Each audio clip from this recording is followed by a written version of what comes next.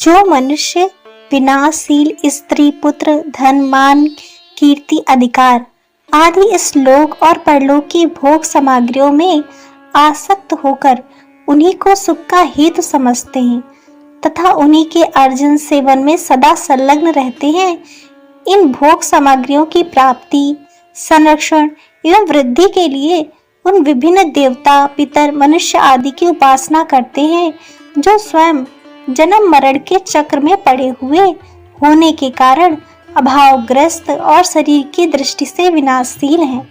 उनके उपासक वे भोग सक्त मनुष्य अपनी उपासना के फलस्वरूप विभिन्न देवताओं के लोकों और विभिन्न भोग योनियों को प्राप्त होते हैं। यही उनका अज्ञान रूप घोर अंधकार में प्रवेश करना है।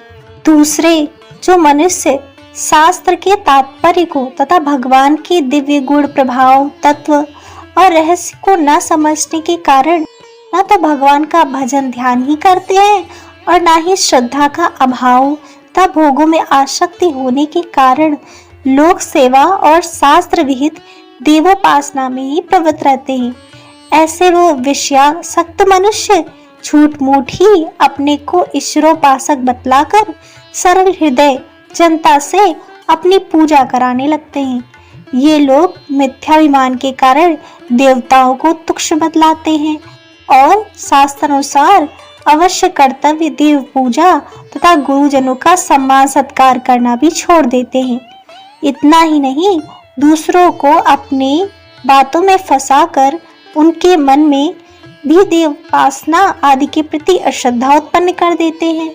ये लोग अपने को ही ईश्वर समकक्ष मनवाते हुए मनमाने दुराचरण में प्रवृत्त हो जाते हैं।